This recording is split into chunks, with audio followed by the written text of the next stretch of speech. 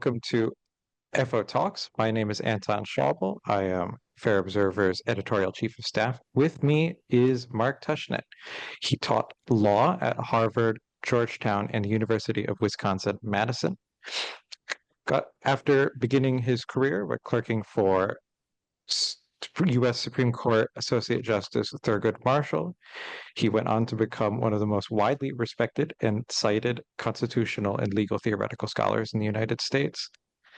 And he has recently published a volume entitled Who Am I to Judge? Judicial Craft versus Constitutional Theory, discussing the failure of all legal theories. So, Mark, the thesis of your book is that all legal theories are wrong, and not just the more rigid ones. Could you please explain to our viewers, what does that mean exactly? Sure, at least I hope I can. So the book is about the way theories of interpretation, not all legal theories, but theories of constitutional interpretation, have come to dominate the way Supreme Court action, decisions, opinions are described in sort of common political and civic discourse.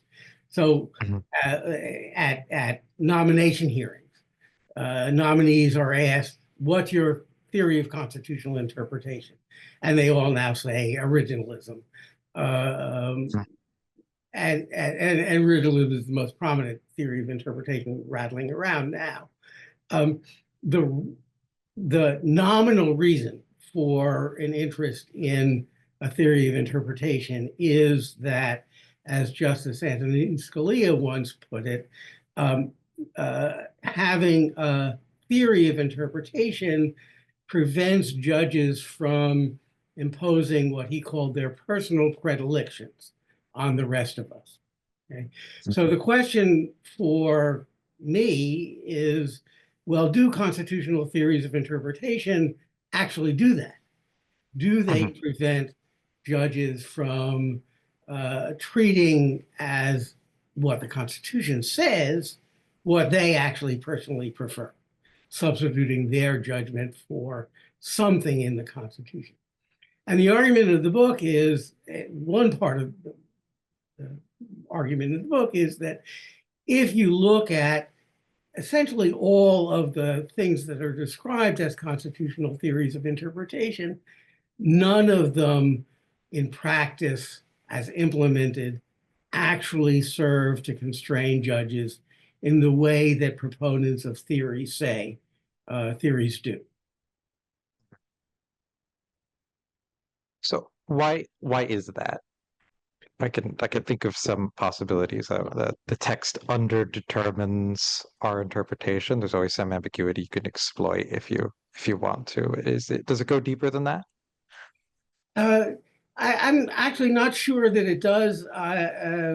Early in my career, I wrote about the indeterminacy of the Constitution, the underdetermination of the text. That terminology sort of developed after I wrote, but it's fine with my, fine to use that kind of term. Partly it's about, it arises from the combination of vagueness and complexity of the theoretical, of each theoretical construct. So proponents offer a theory. Critics say, but there's this problem with that theory as applied to this problem. And the proponents say, well, you know, you're sort of right, but I can tinker with the theory, add a sort of an epicycle, to use a term from science, and then the theory works. But eventually, the theories get so complicated that they either collapse of their own weight, they no longer seem persuasive, or they provide opportunities for manipulation. There's so many outs that that have been constructed that excuse me, that the judge can actually, an accomplished judge can figure out how to get where he or she wants to go, that is the judge's personal predilections, within the framework of the theory. Now, is this a problem with the theories, or is it a problem with the judges? Or another way to phrase the question, are there judges who, in their heart of hearts, are honestly trying to just say what the law is neutrally and not impose their personal policy preferences, or is that something that just comes out inevitably no matter what you try to do? Uh, so that's a very complicated question, it turns out, and Mhm. ends up with an account of judges who behave as you just described. But just to cut to the chase, such judges don't think of themselves as applying any constitutional theories. I'll get to what they Mhm. do think of themselves as in a moment. Sure. Um, uh, I'd say a couple of things. First, I would distinguish between the academic practice of theories of constitutional interpretation and the judicial practice. The Right. academic practice is an academic practice. And so we as academics construct these theories, and they're complicated. But the proponents of them are engaged in an enterprise of constructing a theory that satisfies the conditions of, if honestly applied, it would constrain. Okay. Uh, Hmm. the judicial practice is in some ways understandably different. Um, uh, the understandable part of it is they don't have time to work out all the details uh, and apply them in any particular case. So what happens is that they become what some people have called selective theoretical actors. They choose Mhm. among theories which are sort of half-baked. Again, understandably, because they're not academics and they don't have the time to fully bake the theories, or sometimes they're Mhm. called opportunistic or selective. And so the judicial practice of theory, of applying constitutional theories of constitutional interpretation is observably not a practice of judges uh, in some sense honestly trying to figure out what the law is. Um, Right. they're pursuing their theoretical enterprise in a sort of half, I don't know, half-baked kind of way. Um, and I think there are better ways of doing things. Mhm. So your position is not,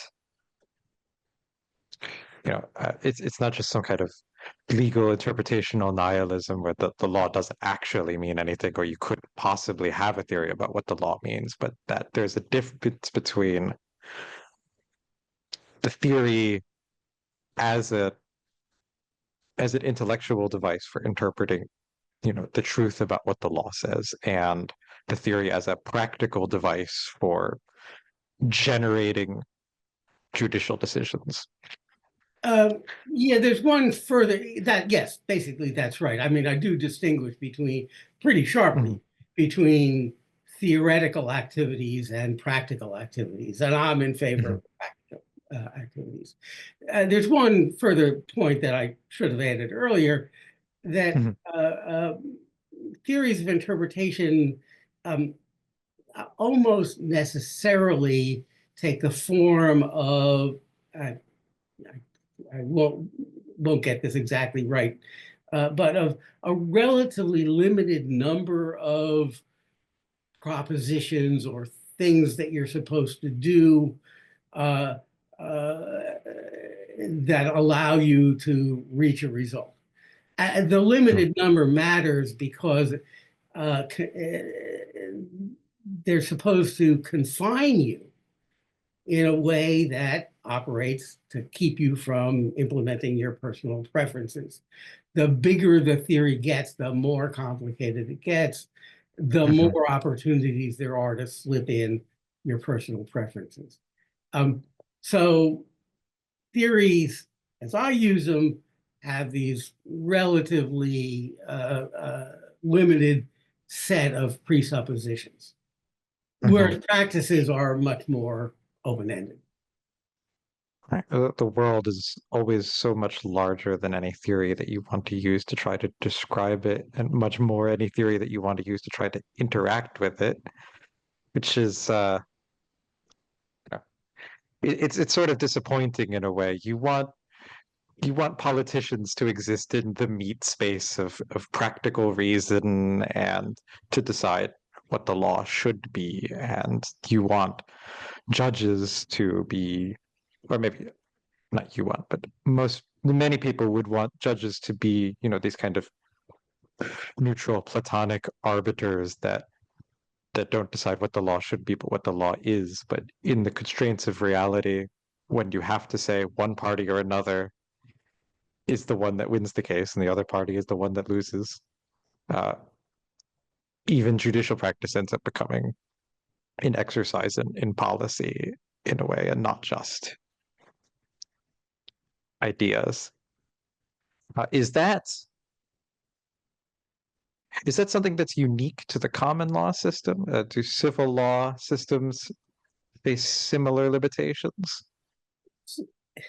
I should say I'm not a deep scholar of civil law systems. Sure.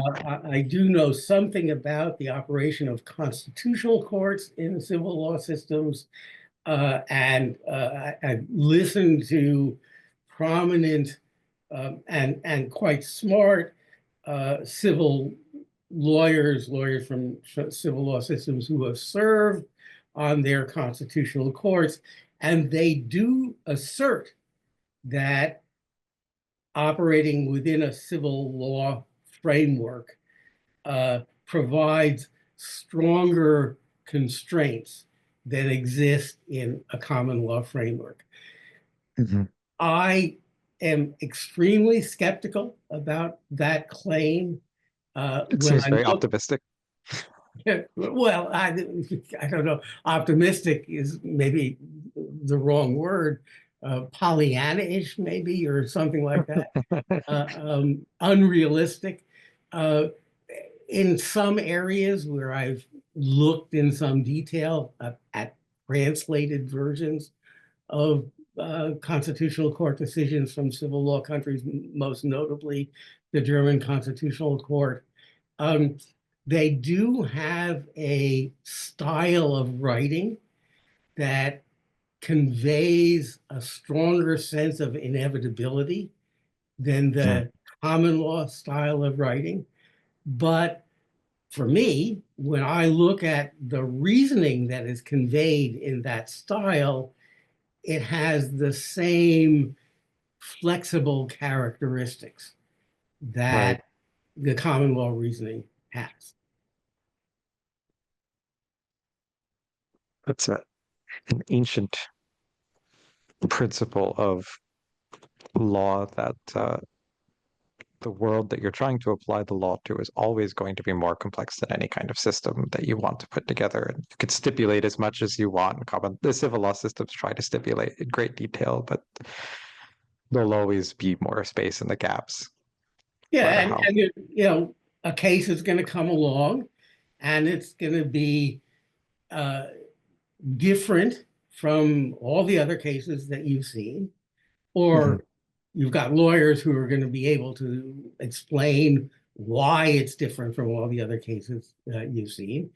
Mhm. And then you have to explain why you're going to reach the same result despite the fact that there are differences, or you explain why the difference in the factual setting is justifies a different kind of result. That's true. I mean, I've just described common law reasoning. You have to go to law school to get all the details, but what I've just done is the sort of standing on one foot version of common law reasoning. But that has to be done in civil law systems as well. It's more of a difference of degree than a difference of kind. Uh, or a difference, I would say a difference in awareness of the open-endedness of the I code see. you're dealing with. That's that's a very insightful point.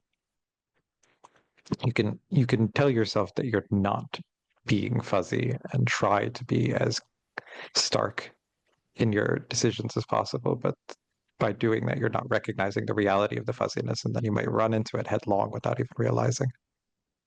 I should Now, note that we're talking about common law and civil law systems, but um, when I've gone to Australia, which is a common law system, and talked to Australian constitutional lawyers, they describe their system as they use the term formalist, similar to a civil law system. And it takes me a while interacting with them to see that they actually do believe that. Mhm. But then when you look at how they implement their formalism, I can see how somebody who didn't want to come out where the court came out would say, well, no, we can use the formalism to get to this other result.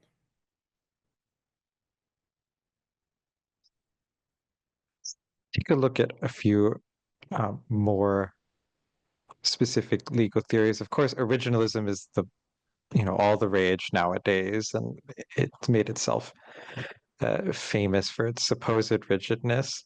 Now, I've always found fascinating the perhaps minority of cases when originalist methodology leads towards decisions that might be considered to be politically progressive.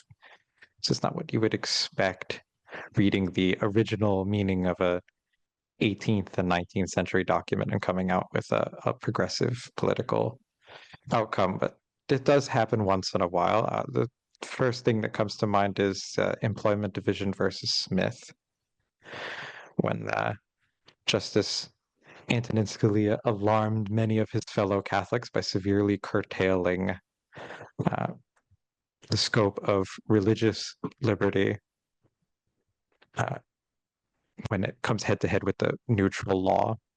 Another is a more recent case of McGirt v. Oklahoma, where using very originalist type of reasoning, Justice Neil Gorsuch asserted that Oklahoma had been violating the legal rights of the exact tribe, I think it was the Choctaw Nation, for a century, and that it didn't matter how long the legal practice had changed because it was what the law originally said.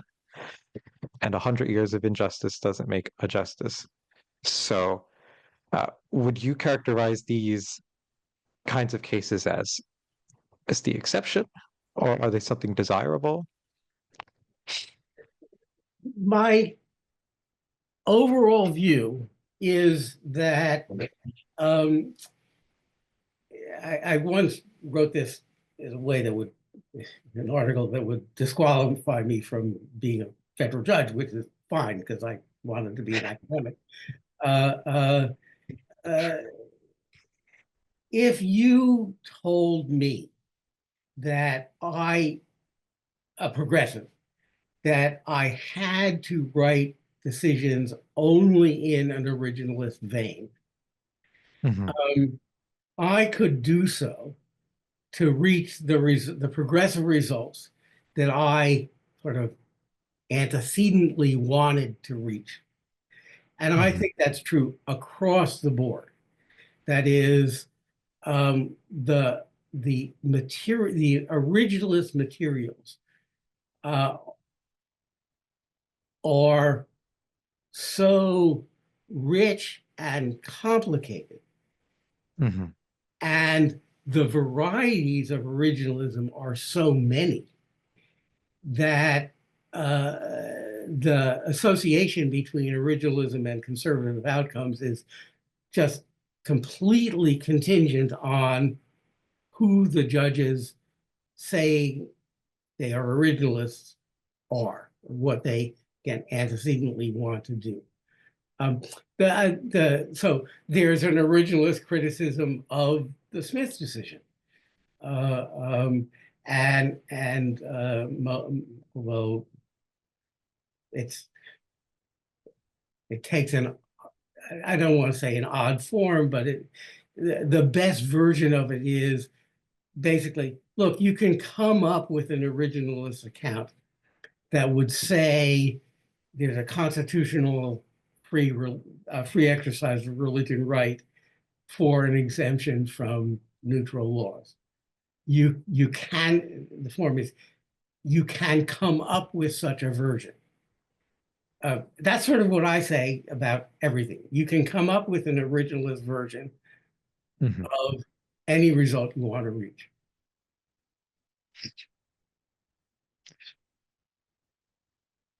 That that is certainly true of any given set of texts that you would like to uh, treat as authoritative. The history of Christian theology will certainly tell you that that has been done in every logically possible way to the Bible. Uh, and you can have even more fun with it, perhaps in the Sunni Islamic tradition, where there's large collections of hadiths. Of course, Christian theology has its traditions too. Uh, and perhaps the originalist legal outlook can be similar, where you have this one text that you take as the most authoritative, the Constitution, but there's such a large penumbra of interpretative secondary documents and historical statements that you can usually find something if you're digging for it far enough. And just since you brought up religious traditions, of course, there's in the Talmudic tradition, Mhm. there are the competing houses of interpretation, and there's a Sure. famous, I don't know how to describe it, but about the ovens of Achnai, where Mhm. the different houses compete over the interpretation of whether something is uh, lawful or not, and they appeal to heaven, and then God ends up saying, "Look, this is up to you. You can't get the Right. answer from me." But the Torah is not in heaven. Right. Uh, it's rather silly of me in retrospect to have brought up Christianity and Islam in as examples of interminable legal debates and to have left out the third Abrahamic religion. Uh, so I think that is, I agree with you, a very devastating objection to the originalist philosophy. Maybe we could take a look at the other more popular, usually perceived as left-wing version of legal theory. That's living constitutionalism.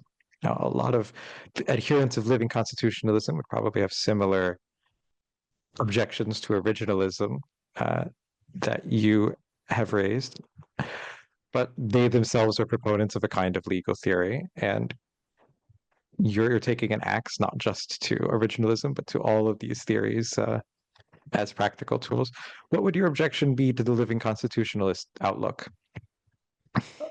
So there are a lot of sort of complexities that would have to be cleared away to lead up to the following point, and I'm just going to give the bottom line, the conclusion. Um, Living constitutionalists say we ought to interpret the Constitution to implement, correspond to contemporary, deep contemporary values. Okay. Mhm.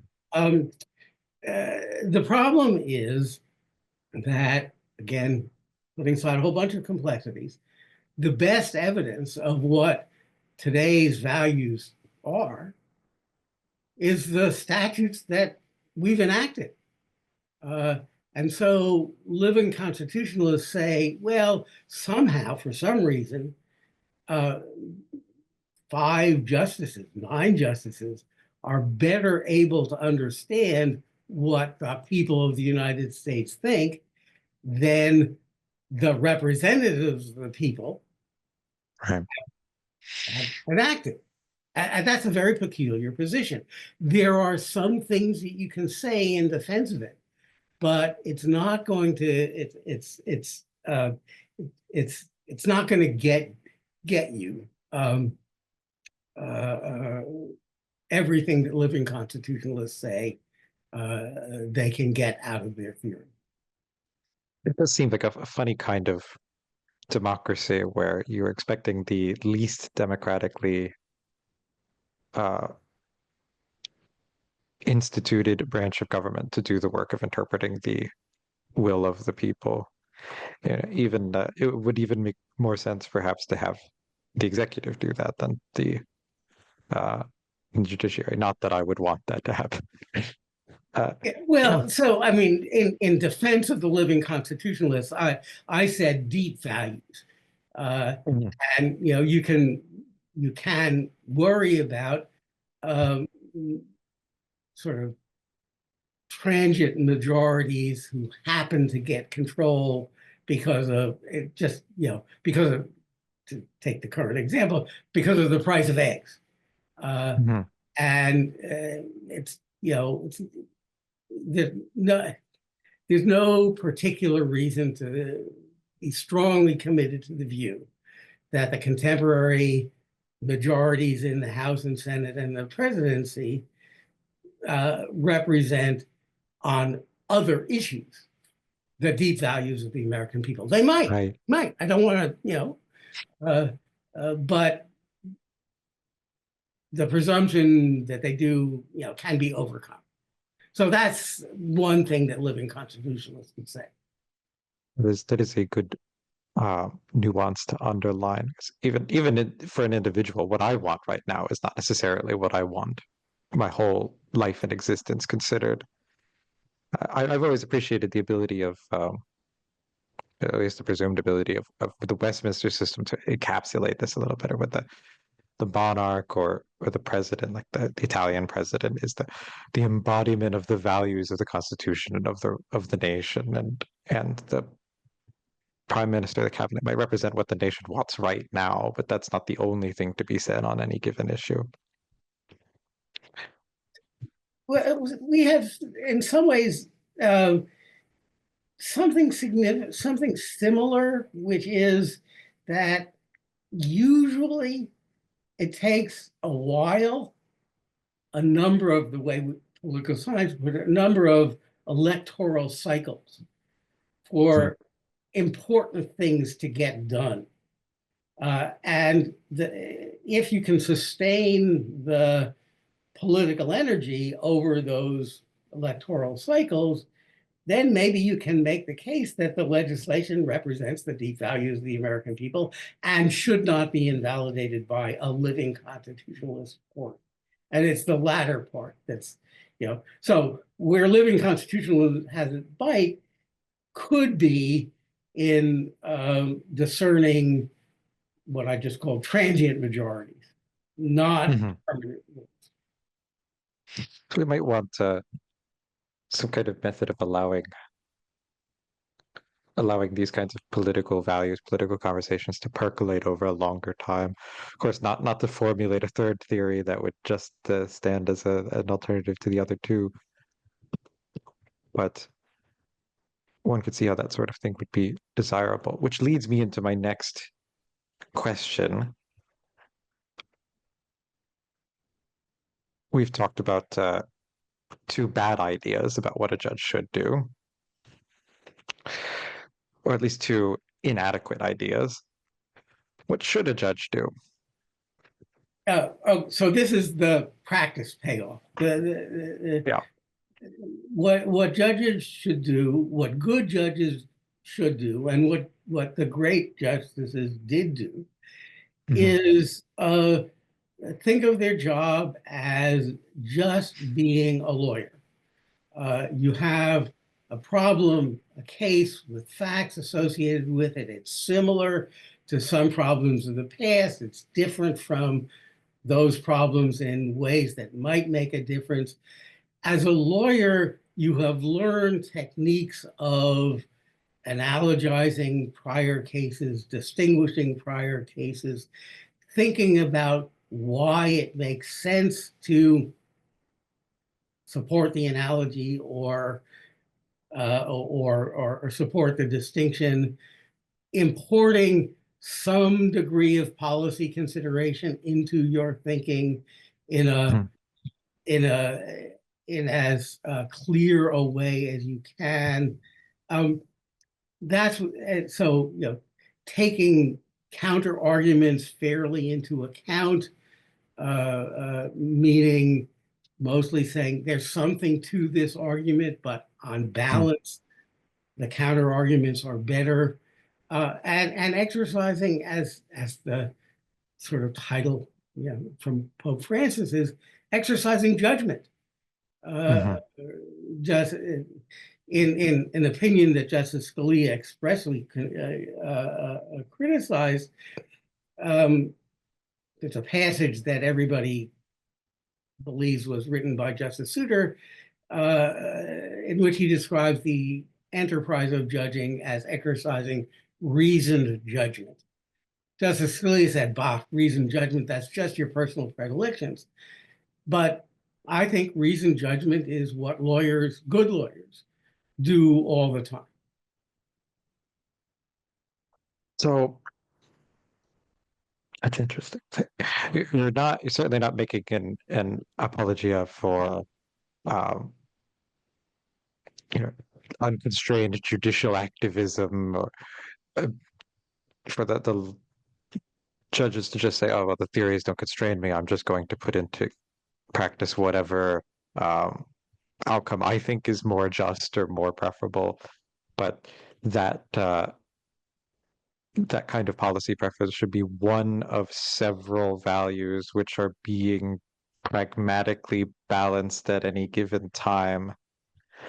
Uh, And the other values are embodied in prior decisions that mhm, have some weight that I have to take into account, and so mhm, on. Yeah. Uh, I, there's a case, I don't want to describe it in detail, but the complicated case involving intellectual property law and the Constitution, in which Justice Alito, I think of it as a sort of um, complicated slalom course on in skiing. So you're at the top of you start out, you're at the top of the slope, and there are all these gates that you have to get through. You maneuver your way through. Um, and say there's seven of them. He goes down the slope, and the maneuvers are legal reasoning. So he reasons his way through the first six of them. And then the seventh one, he just can't figure out what to do with it. So he blows away. So the first six, that's good lawyering. The seventh is, if I can't figure out how to deal with this, then I shouldn't reach the result I want to reach. Um, mhm. and that's where he went wrong in the decision. Um, but the first six are fine, you know, Right. working like a lawyer. And then at the end, he was implementing his personal preferences. It's one thing that comes to mind whenever I encounter a kind of pluralistic outlook like this, something that and pluralistic theories, that try to not theories exactly, but pluralistic outlooks that try to give adequate weight to several different values at the same time have the advantage of not being artificially simplifying the way that originalism or living constitutionalism in different ways are. But what I wonder that if I have different values or different sources of law that are pulling me in opposite directions. So what criterion can I use to distinguish between them? How do I know which rules in the end of the day? Yeah, so what I say is that a good judge will rely on what I sometimes describe as his or her lived experience to have Hmm. a sense of what the right outcome is. Um, and you can't capture that sense theoretically. I have discussion in the book about a famous article involving whether there's a theory of pitching. And good pitchers don't have a theory Yeah. of pitching.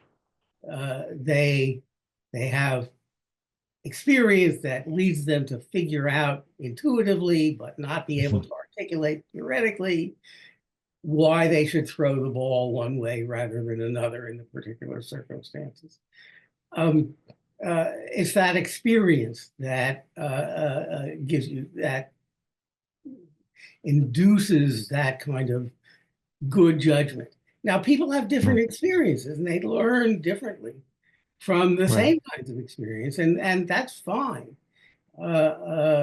It's uh, but it matters that people think they should rely on lived experience rather there that it's okay for them to say, you know, I've seen all these kinds of cases in the past, and my sense of the right outcome is thus and so. That's fine.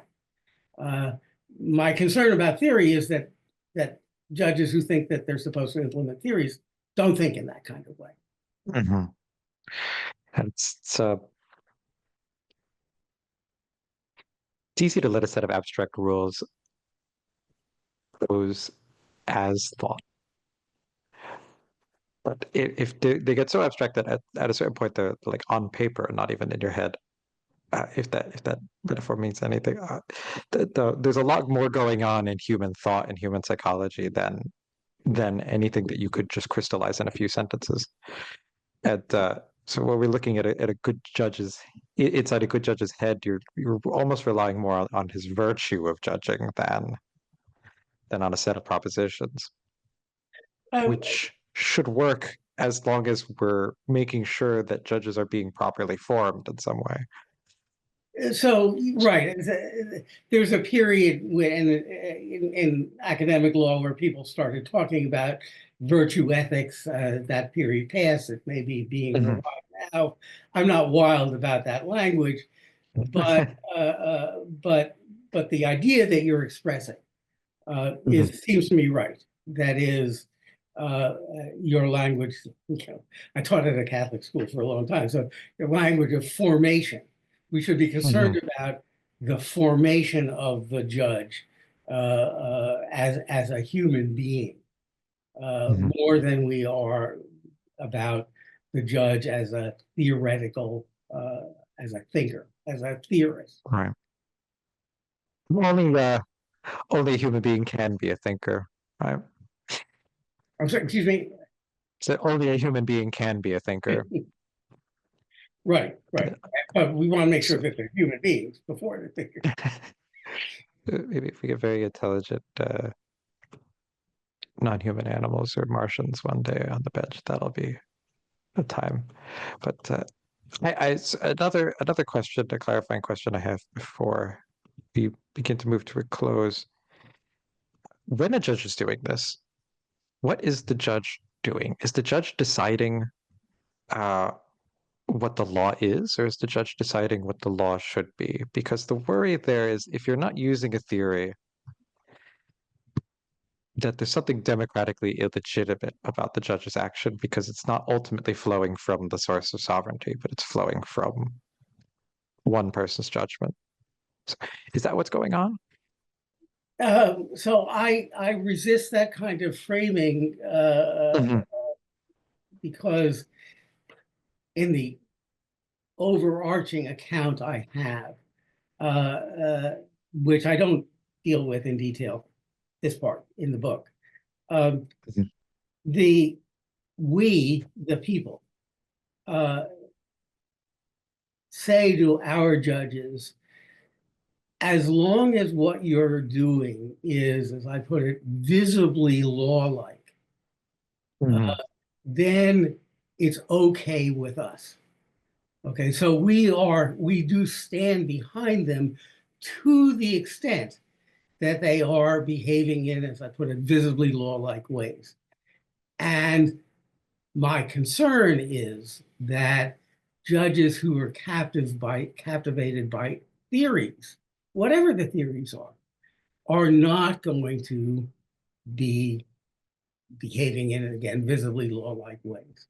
So Mhm. when they act as lawyers, they do have our democratic imprimatur, even Mhm. against the decisions that our representatives have made, even fairly recently. It's a it's a rather delicious irony, I'd say. I find that way of putting things quite clever.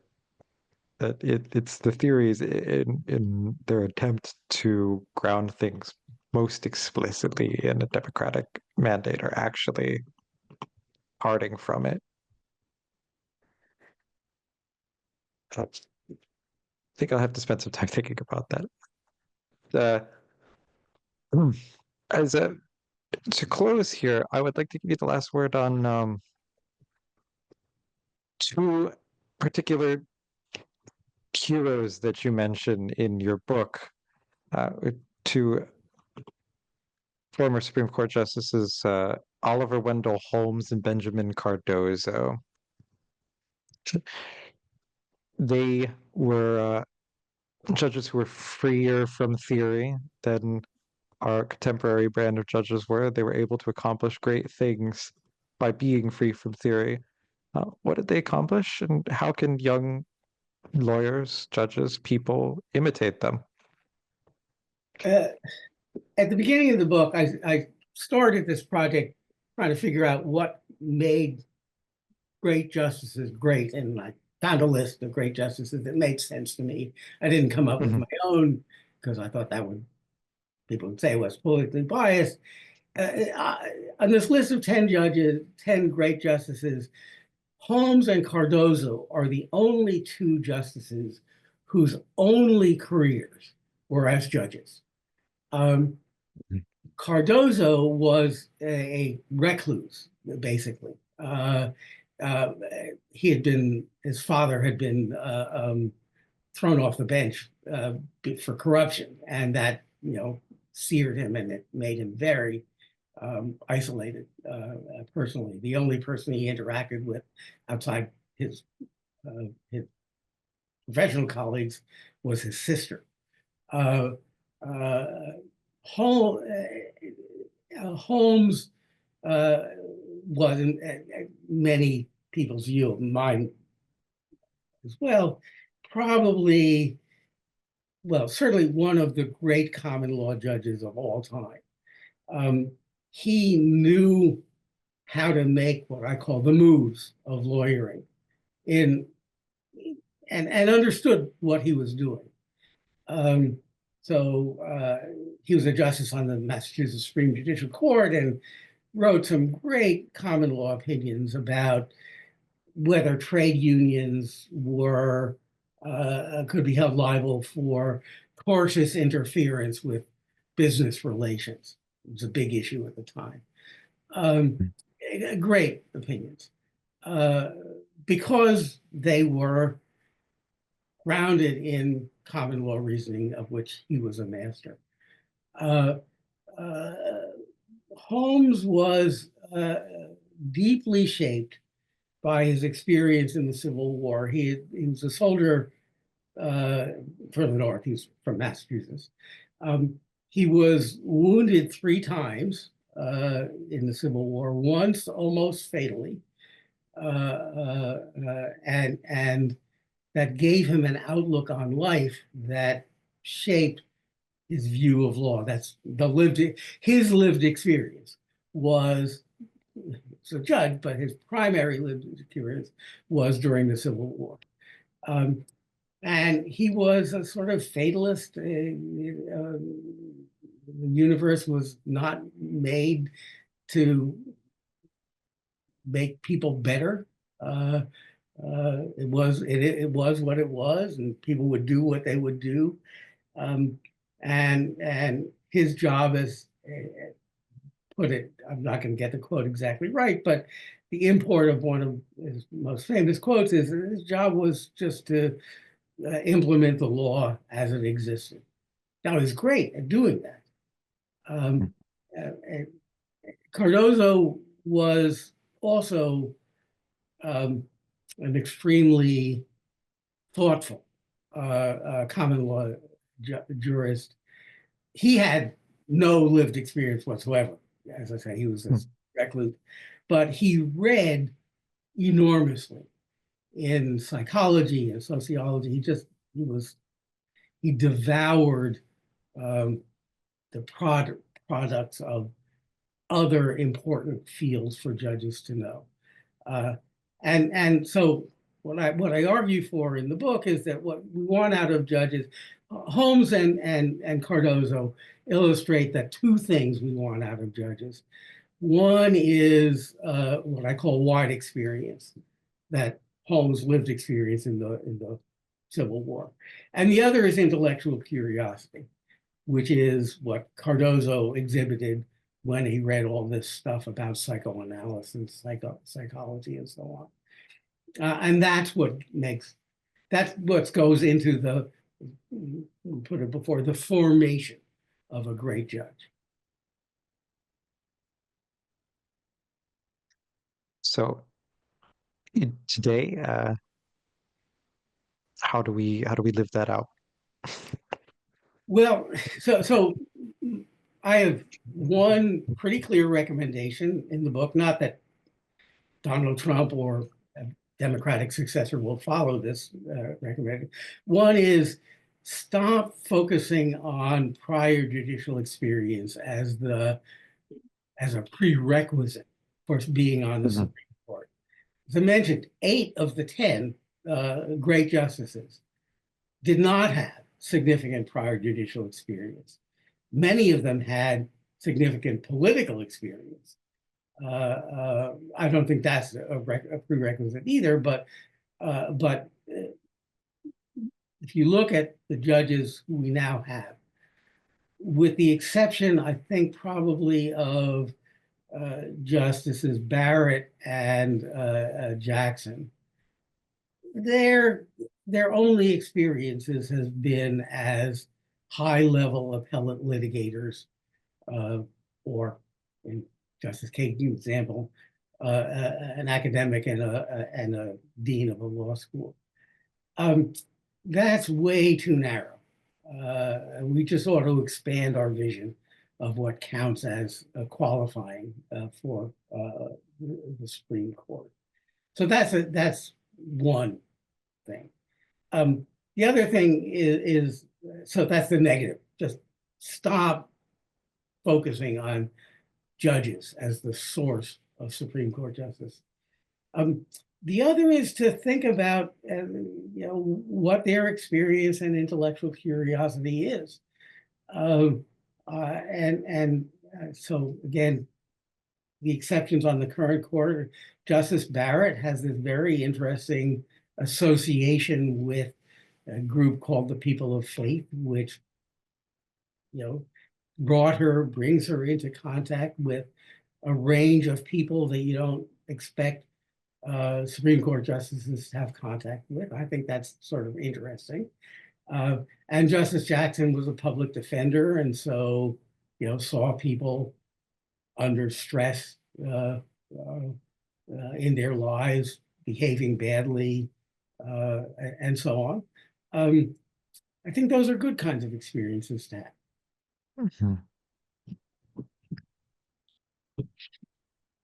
Well, Mark Tushnet, thank you for speaking with us today. This has been an extremely stimulating discussion. And maybe we will be able to speak with you again in the future. That'd be nice. Join the conversation at Fair Observer and subscribe to our YouTube channel.